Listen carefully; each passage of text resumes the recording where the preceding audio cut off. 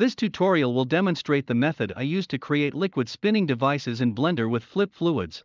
I will show you how to create the glass mesh, how to animate the device, fluid simulation configuration and rendering process I use. I will use 3 parts in the device to animate the spin. I do this before I create the glass. It will follow the device animation. All parts of the device are simple meshes, they are parented to each other, so when one moves it affects the rest of them.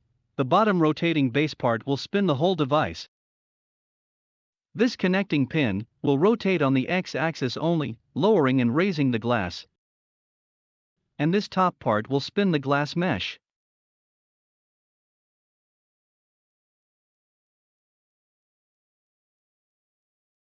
Now for the glass, first add a sphere, resize it and go to local view by pressing /.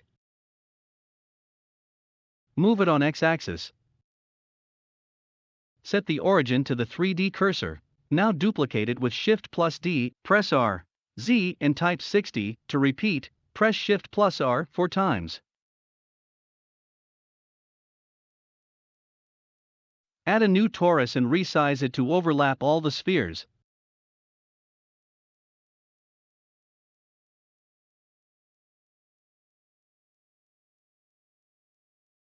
Add another UV sphere in the center, make sure it overlaps the torus.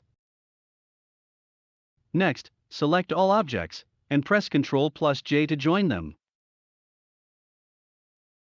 As expected, the new mesh is not hollow. To be ready for the fluid simulation, the next step would be to remesh it. At this point, there are a few different ways to do this. It depends on the complexity of the objects and the method you choose. I will show you how I prefer to do it, but it's really up to you.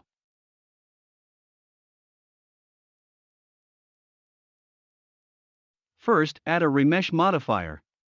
I will use the voxel option.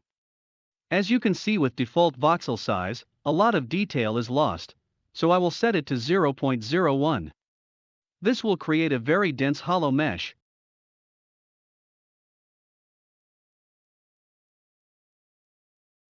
Apply the modifier.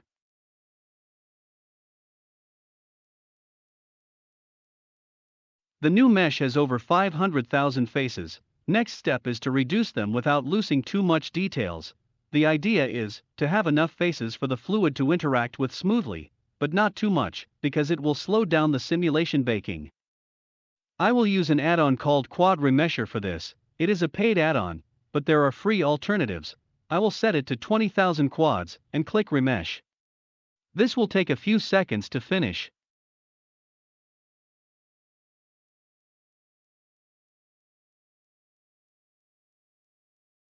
The remesh is successful and under 20,000 faces, perfect.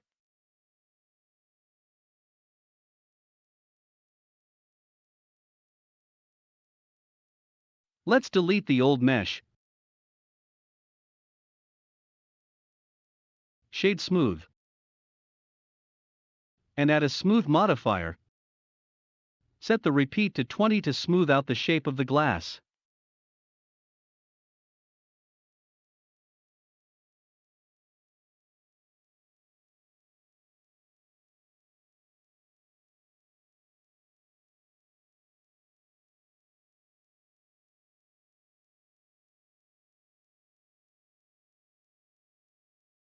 Apply the modifier. Rename the new object to Glass Sim.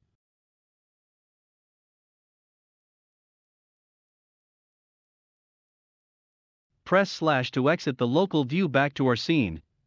Press Shift+S and click Selection to Cursor. This will move the glass to the 3D cursor, so we know it's correctly centered to the device.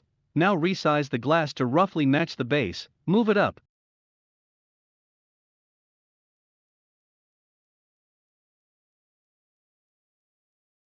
Press Ctrl+A, click all transforms, right-click, set origin to geometry. This will apply the scale and all changes we've done to prepare the mesh for simulation. Next, duplicate the glass with Shift+D, right-click to position the new object in the same spot. Rename the new object to Glass Show.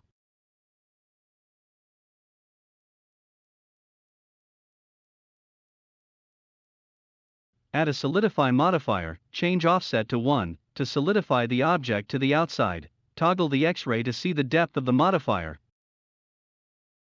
adjust the thickness of the glass. The new object will be our final glass, the sim object will be the fluid holder.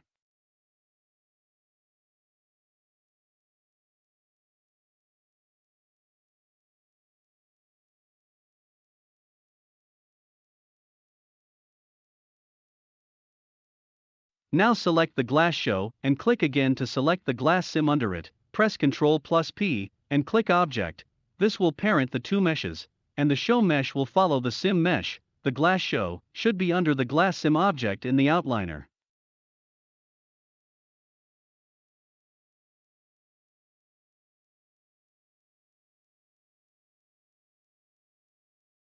Select the sim object, move it on the Z-axis.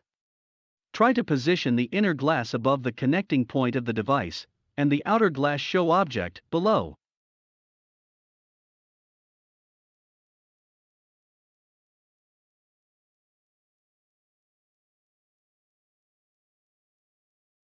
Holding Shift, select the connecting object of the device, press Ctrl+P and select Object. This will parent the glass sim to the device, glass show will follow them. You can verify the connection by selecting only the device connection object and rotating it on the Z-axis. To test the whole setup, select the pin object, rotate it on the X-axis and the whole device should follow. You are now ready for the simulation setup.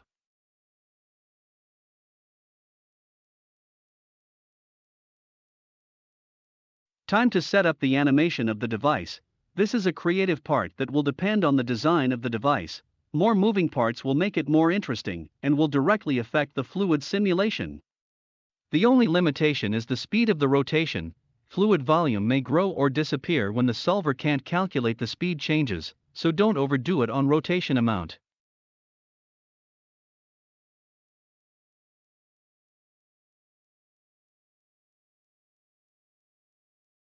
Let's set up the basics. Under Output Properties, set the frame rate you want. I prefer 30 frames per second and 900 frames. This will give me a 30-second clip. You can use whatever you like.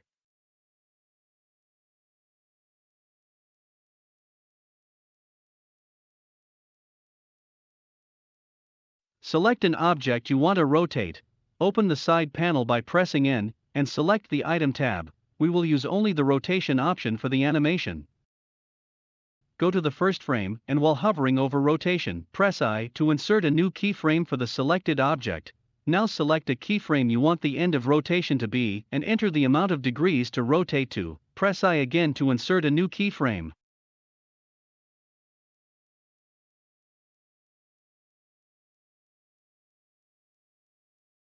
I usually move the first keyframe to start later to leave a buffer for the animation starting point.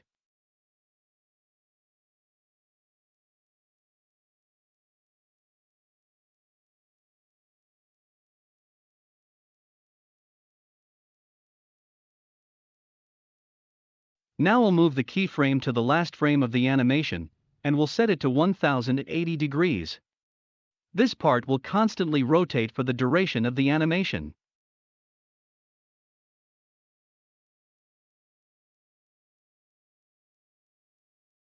Next is the pin. I set the original position keyframe. Then select frame 300 and set the X rotation to 20 degrees, to lower the device.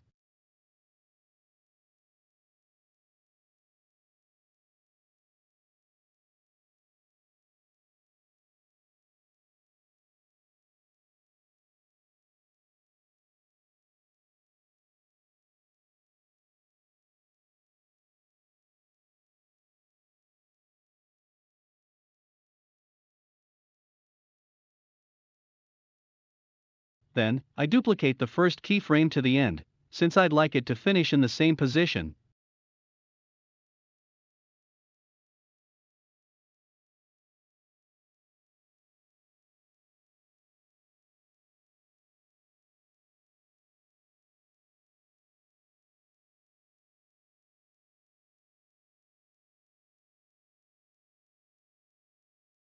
And I duplicate the 20 degrees keyframe to frame 500, so it won't change the position for 200 frames and just rotate while bent over.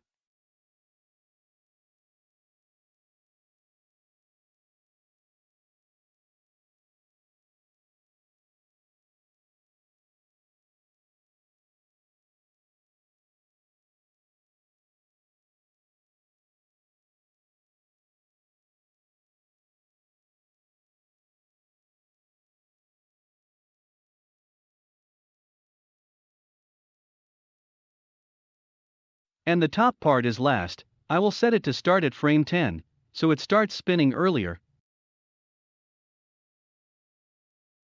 Finish at frame 875. And for 1080 degrees as well.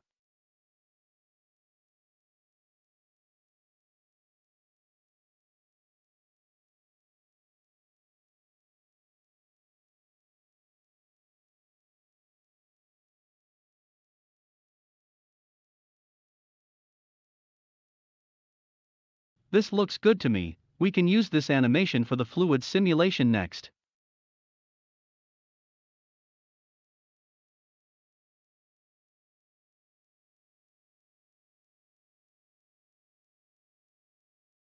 I'll hide the glass show for now, we don't need it for this part.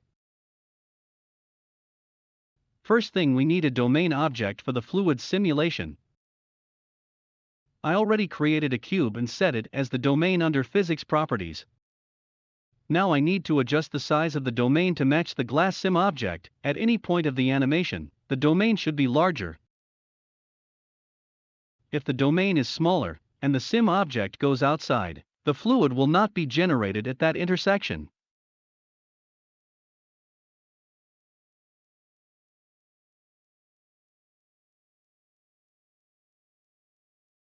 Don't make the domain larger than it should be, it affects the simulation bake speed.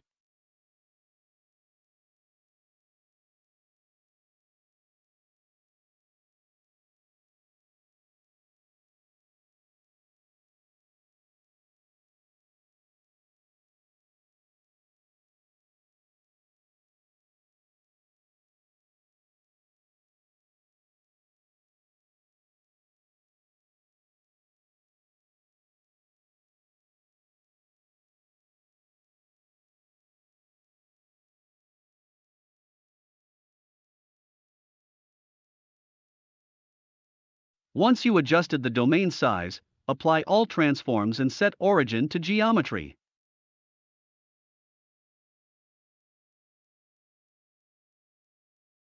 Next, under the physics properties, let's set up the simulation. I will go over few settings that you'll need. There are a lot of them. You can get more details on the Flip Fluids website. First, the resolution. Best way to decide what you'll use is to look at voxel count under grid info. For small sims you want to be within 2 to 5 million range, higher will take a lot of time to bake. So I will set the resolution to 200 for this sim. Next, the speed. 1 is too fast, I think 0.8 is the sweet spot. You can play with it.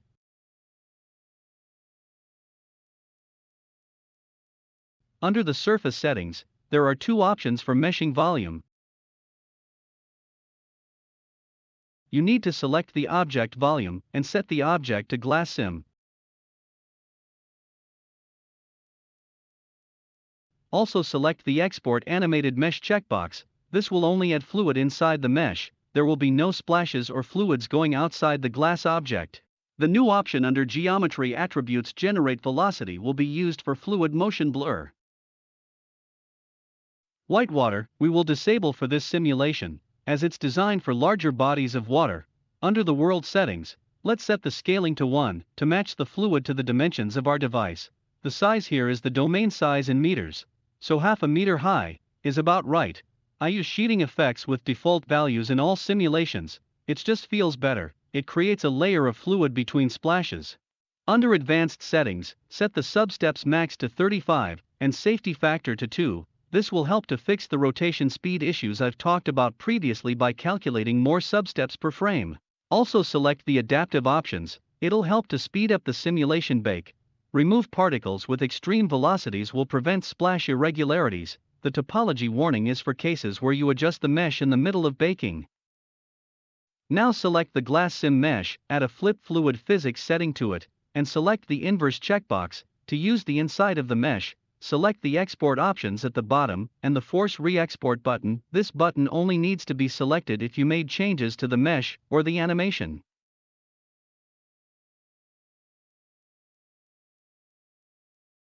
Select the domain again and toggle the More Baking settings. The Generate Save State option will create a bake save that you can go back to, make changes to anything, and continue baking without losing simulation data. I usually set it to 5, so I can jump back if any adjustments needed. Open the side panel again and click Bake.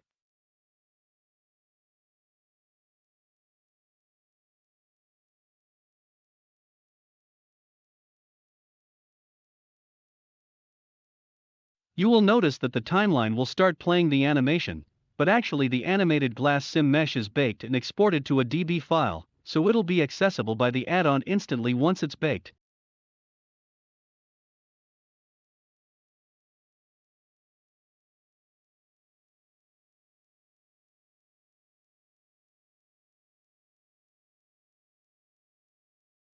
Once it reaches the last frame, you can stop the bake. Click on Reset. This will not reset the animation bake, it'll only reset the fluid bake, which we haven't added just yet. Next we will add a starter fluid. Add a new plane, resize it to be larger than the glass sim object, move it up to the position that you want your fluid to start from.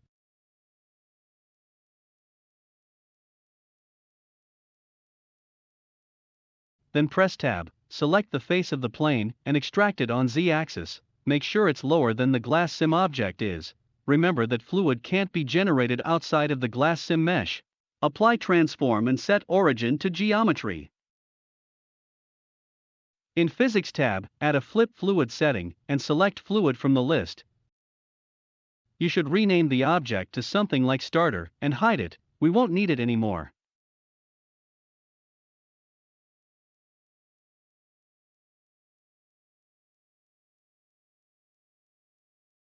Click on Bake to run the fluid simulation.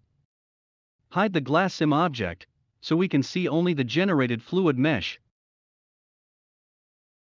When using flip fluids, you can view the baked simulation live, frame by frame as they are baked. You can see how many frames are ready and change the frame in the timeline with keyboard arrows to preview the mesh.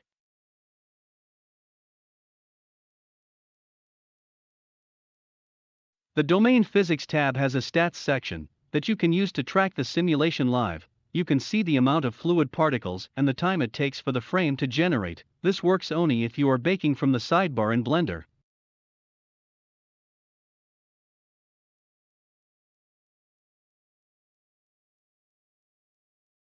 I will stop the bake to show you a better and faster way to bake with the command line tools.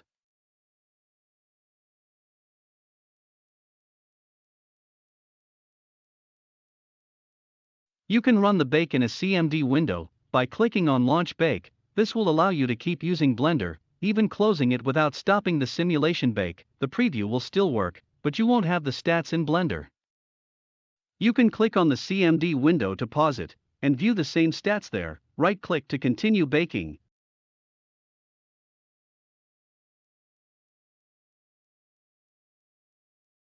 To stop the bake, just press Ctrl+C twice. The simulation is done. It took 4.5 hours, as you can see in total time.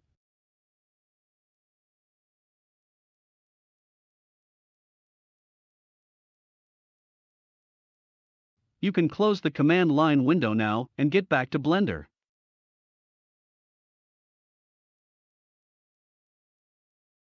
I'm going to quickly check all frames. To see the result, you can play the animation with space key.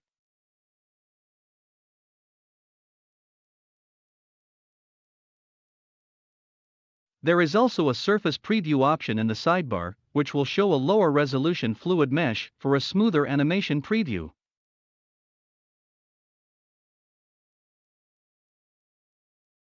Let's hide the domain, we are done with it. fluid material can be selected in both physics and material properties.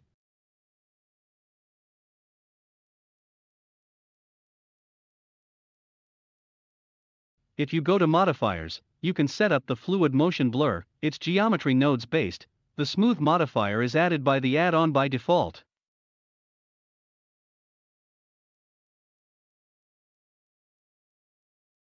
Let's look at the surface blur. Change to geometry nodes workspace. It's a simple node setup.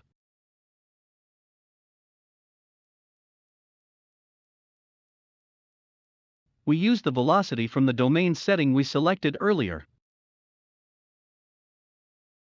Under Object Properties, you have to select the motion blur for the fluid object. It won't work otherwise. Also select motion blur for the scene in the render properties.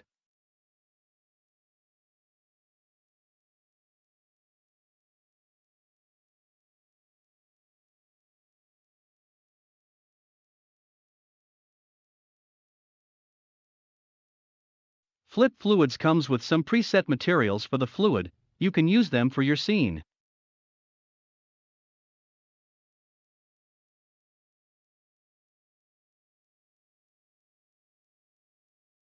Disable the glass sim object in renders and turn on the glass show object. Check that everything is correct in X-ray mode.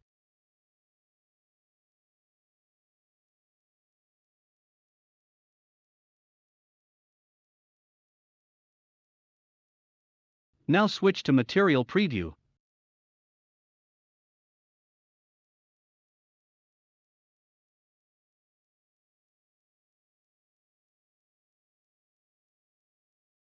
I'll add a subdivision for the glass.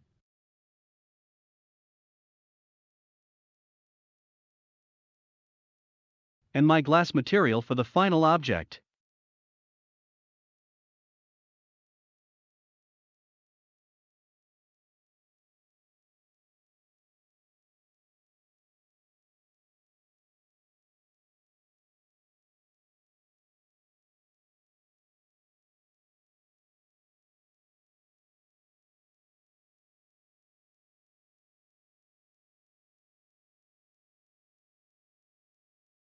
I've created a subdivided plane.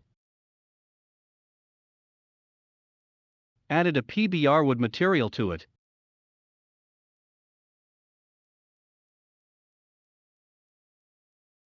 It's a simple shader setup. Only thing I added is another texture with smudges.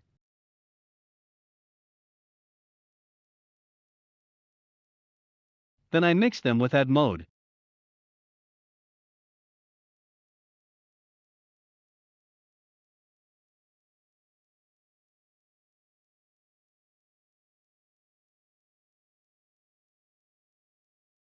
And you can control the intensity with the factor. Very simple.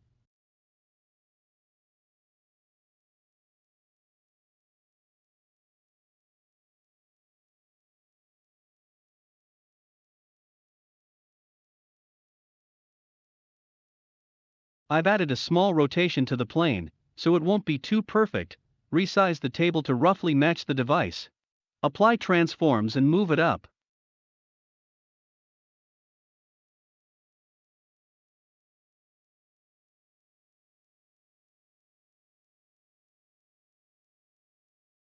Add a camera.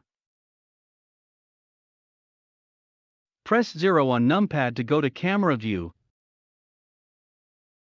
Press Shift plus tilde to enter free move mode, and move the camera to desired position with WASD keys.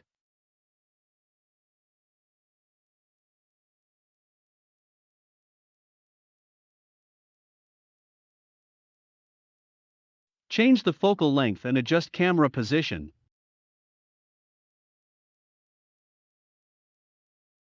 Enable depth of field. And create a new empty object.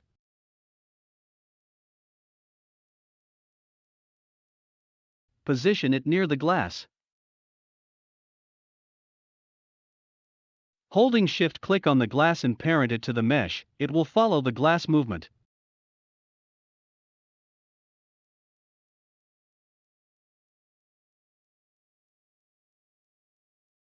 Now, go back to your camera and select the empty as the focus object. To set up an HDRI, I will use the free HDRI add-on. Open the side panel and select HDRI. Select the folder containing your HDRI files. In Viewport Shading drop-down, select Scene World to preview the HDRI. You can scroll through the files with arrows and select the one you want. I'll use this one. To find a good position, change the Z rotation. I always look at how the light hits the object, but mainly the table and the reflections. I'll pick this spot. The background is interesting and real looking.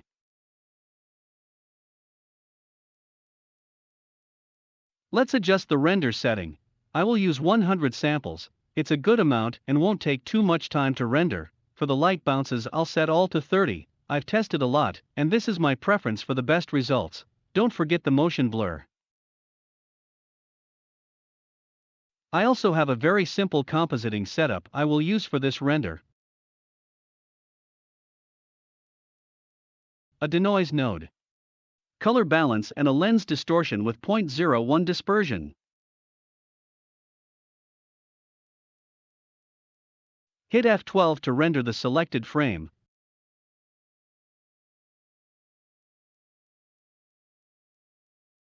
It took 35 seconds to render. That's fine. Add a subdivision surface modifier to the table and select the adaptive option. Adjust the displacement to 0.01.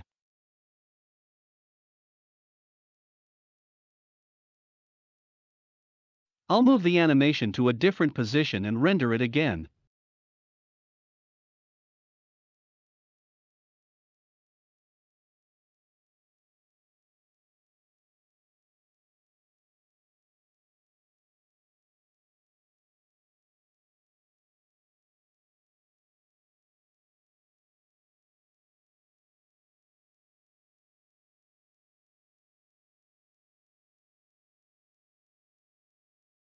Looks great, only thing that bothers me is the displacement on the table is too large.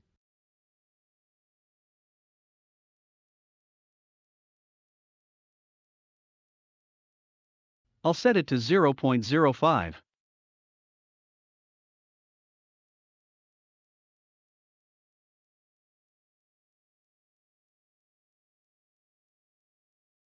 Next, select the camera. We will add a bit of movement to it.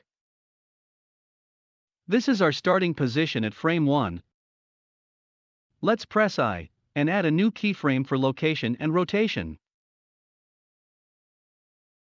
Select a frame somewhere in the middle of our animation, move the camera to a different location, and add another keyframe.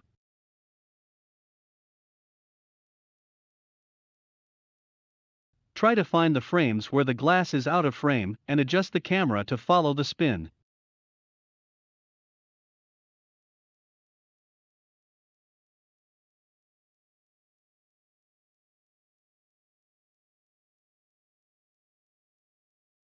Duplicate the first frame and position it as the last, to repeat the animation. In Flip Fluid sidebar, set the surface display to none. This will speed up the animation preview. Play the animation.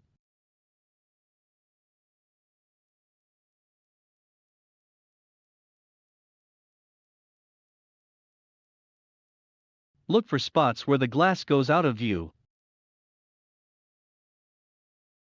Adjust the camera and add a new keyframe. This will add a subtle effect of how you would record with a real camera.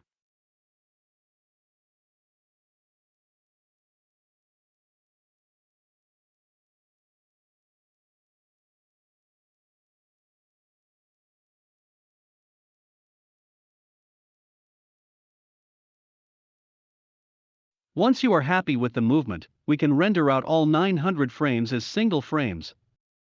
Go to Output Properties and select the folder for the images under Output. disable the override option.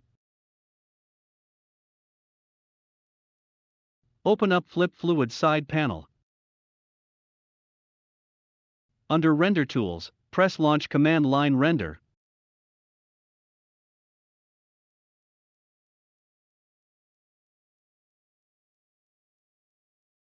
This will open a new CMD window, and will render all frames to the folder you selected. You can close Blender at this point. It will continue running, and will take some time, depending on your GPU.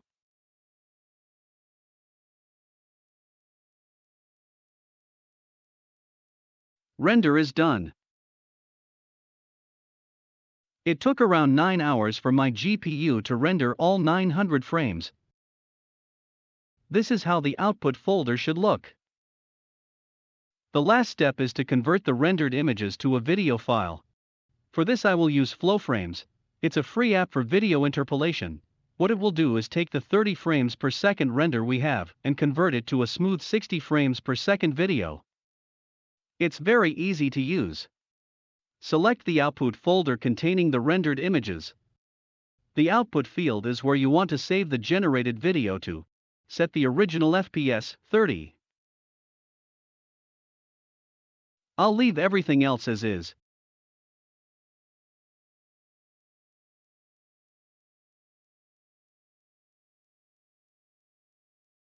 And click Interpolate.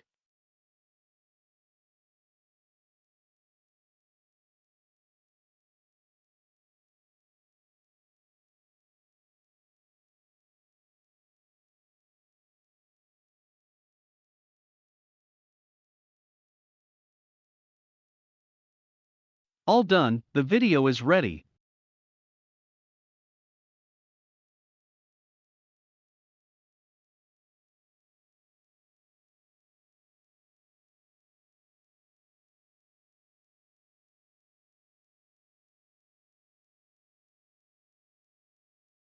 Hope this tutorial was helpful. Let me know in the comments what you think. Thanks.